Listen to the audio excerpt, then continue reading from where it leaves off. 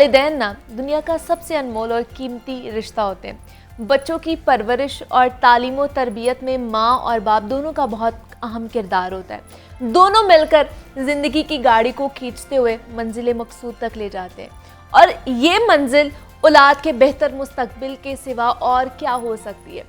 औलाद के अच्छे मुस्तकबिल की खातिर अपना आप मारने वाले हमारे वालिदैन अपनी तमन्नाओं और ख्वाहिशात को बेचकर औलाद का अच्छा मुस्तकबिल खरीदते हैं, और जिसके लिए माँ के अलहदा हुकूक और फ़राइज़ होते हैं और बाप के हिस्से में दूसरी जिम्मेदारियाँ आती हैं।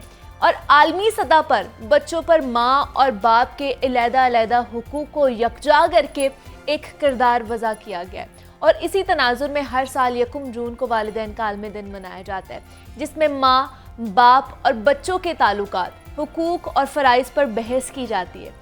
दुनिया के दूसरे ममालिक की तरह पाकिस्तान में भी आज वालिदैन का आलमी दिन मनाया जा रहा है। तो वालिदैन अपनी सारी ज़िंदगी फ़राइज़ की अंजामदही में गुजार देते हैं, लेकिन वालिदैन के भी कुछ हुकूक होते हैं जिन पर ज़्यादा ध्यान नहीं दिया जाता बच्चों की तरफ से।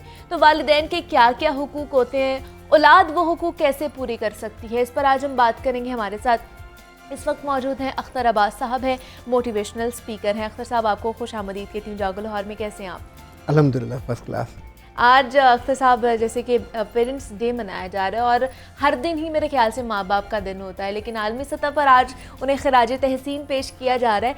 तो आखिर हमें ऐसे दिन मनाने की कह लें कि ज़रूरत ही क्यों पेश आती है? माँ बाप की शख्सियत को उजागर करने के लिए या उन्हें खराज तहसीन पेश करने के लिए कोई एक दिन चाहिए होता है हमें? हम बड़े सियाने लोग हैं। दुनिया में जो चीज़ कम होने लगती है तो या ख़त्म हो रही होती है, मिटती हुई ज़ुबानें हम उनका दिन मनाते हैं, हाँ, मिटते हुए लहजे हम उनका दिन मनाते हैं। बिल्कुल। अभी लगता है कि वालिदैन की इज़्ज़त और इकराम में भी काफ़ी कमी आ रही है। अच्छा। तो जिस वजह से किसी न किसी जगह तो उसका इजहार होता है, इकरार होता है।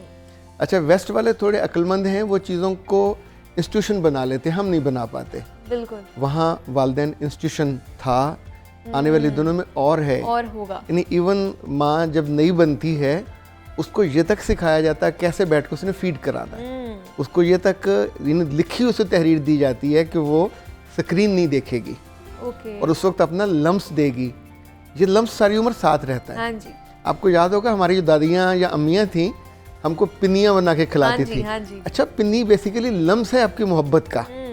वो अपने साथ नमाज के लिए लेके जाते थे। नतीजतन हमें सब ये भी बताते थे कि बच्चों पे शफकत करोगे और बड़ों की इज्जत करोगे। हम कभी अपने बड़ों के सराहने नहीं बैठते थे, हमेशा पांती पे बैठते थे। अच्छा, नतीजतन हम अपने बाप को अपने बाप की इज्जत करते देखा। हाँ जी। अपनी माँ को अपनी माँ की इज्जत करते देखा। तो नतीजतन कुछ चीज़ें इंस्टीट्यूशन से अगली नस्ल में शिफ्ट हो जाती है। अभी बच्चे कहाँ से सीखते हैं? स्कूलों से। और गलती हमारे यहाँ जो सबसे बड़ी मुझे लगती है कि जो जिस क्लास में है उससे अगली क्लास में वो अपने बच्चों को पढ़ाता है। अच्छा। नहीं, दूसरी माली क्लास जो है, सही, वहाँ का जो मैनरिज्म है वो आपके घर में होता ही नहीं है। बेशक। तो बच्चे अपनी माँ से भी नाराज़, अपने बाप से भी नाराज़, उसके कपड़ों से, उसकी गाड़ी से, उसकी शख्सियत से। तो जब आप दूसरों से कंपेयर करते हैं तो फिर मोहब्बत ख़त्म हो जाती है।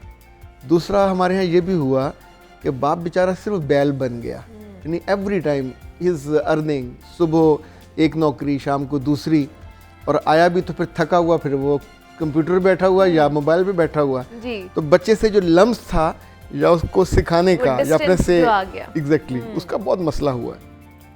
और ये हर क्लास में हुआ, गांव में भी हुआ, शहरों में भी हुआ, जो हमारी एलीट क्लास है वहाँ भी हुआ। तो किस तरह का वालिदैन का और बच्चों का किस तरह का ताल्लुक होना चाहिए, और इस ताल्लुक को मजीद हम इस दौर की अगर मैं बात करूँ तो किस तरह मजबूत बना सकते हैं जो कम होता जा रहा है? अच्छा, इसमें एक तजर्बा तो वेस्ट ने किया, उन्होंने बच्चों को बहुत आज़ादी दे दी। सही। आप उसको छेड़ नहीं सकते, हाथ नहीं लगा सकते, समझा नहीं सकते। समझाओगे तो वो थाने रिपोर्ट एक फ़ोन कर देगा तो बाप अरेस्ट हो जाएगा। हाँ जी। हमारे यहाँ उसके बिल्कुल बरक्स है। हमारे यहाँ सख्ती बहुत ज़्यादा है, यानी दुनिया अब सख्ती में नहीं काबू आती।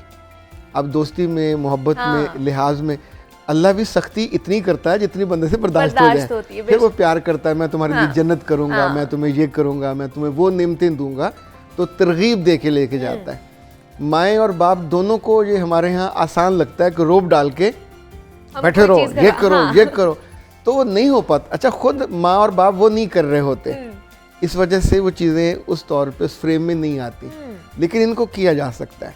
अभी देखें, हम ड्राइवर को जहाज़ उड़ाना सिखा देते हैं, रेल सिखा देते हैं, बस सिखा देते हैं, नहीं आता ना, जी जी, बच्चे को कुछ भी नहीं आता होता सिखा देते हैं।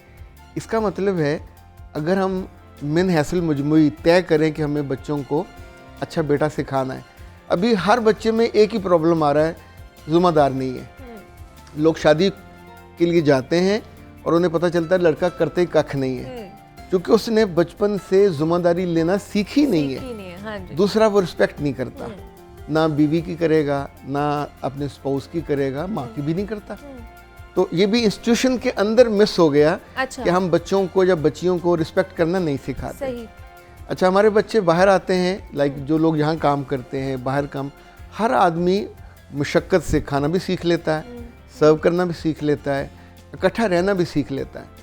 हम घरों में बच्चों को नहीं सिखा पाते। बिल्कुल ऐसे नहीं सिखाते। मेरे पास चूँकि काउंसलिंग के लिए हर तरह के लोग आते हैं, तो सबसे ज़्यादा तंग अपने बच्चों से होते हैं जब ए लेवल और लेवल में होते हैं। अच्छा। They are disrespecting their parents, they are not owning, even अपने दोस्तों को देख के वो हर बुरी लत में चले जाते हैं।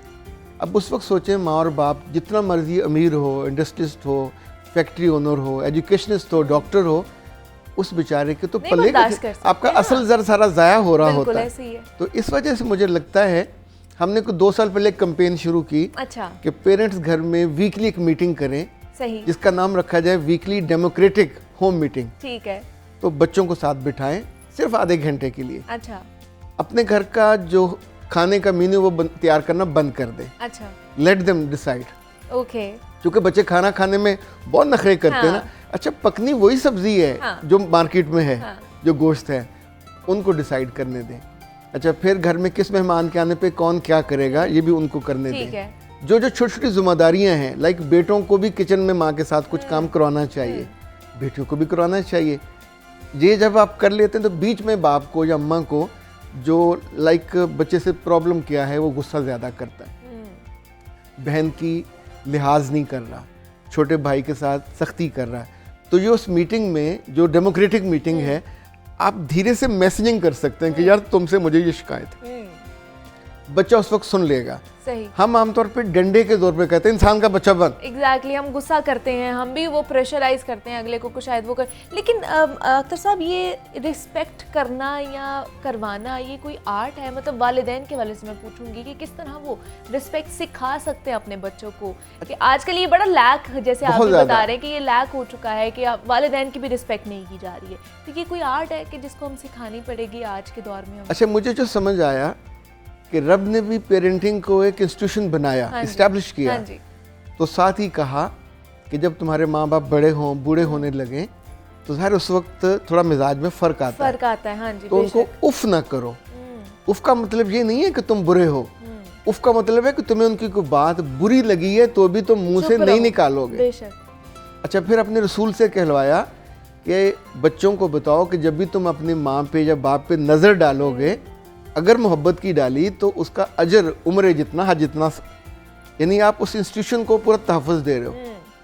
हमारे यहाँ ये नहीं सिखाया जाता, टीचर को सिखाना चाहिए, वो नहीं सिखाता। इसलिए तो सर आपने देखा ओल्ड एज होम्स जो भरे पड़े हैं। यानी इवन इतनी क्या कहना चाहिए, दिल दुखाने वाली खबरें पहले हमारे यहाँ नहीं आती थी। बेटी ज़रा पढ़ जाती है, जॉब पे लग जाती है, वो एकदम से यूँ समझे गुस्ताखी पे आ जाती है। बेटों का मामला भी यही होता है।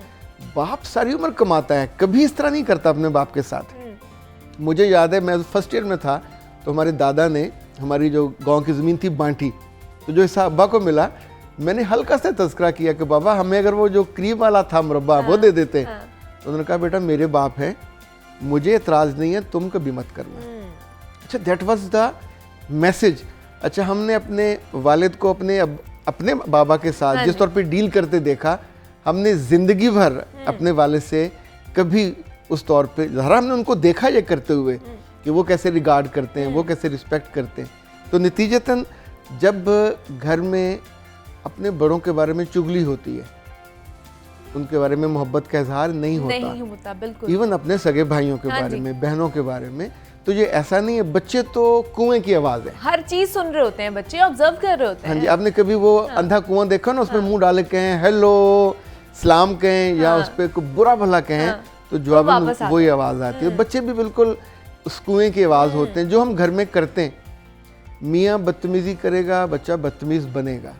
जब उसकी शादी होगी तो अपने बाप जैसा ही वो अक्खर बदतमीज़ और जालिम बनेगा। सही। If father is soft and kind तो अपने बेटे को देखें, बीज में से पूरा पौधा निकलता है ना। हाँ जी। तो इसी तौर पे बच्चा और बच्ची, लोग, मुझे याद है पुरानी माएँ कहती थी माओ को जाके देखो बेटी कैसी है। हाँ जी। उसके अंदर तमीज़ तहजीब है। लोग तो ये भी देखते थे कि आए गए पे कौन कैसे आके बैठता है, कौन कैसे सर्व करता है।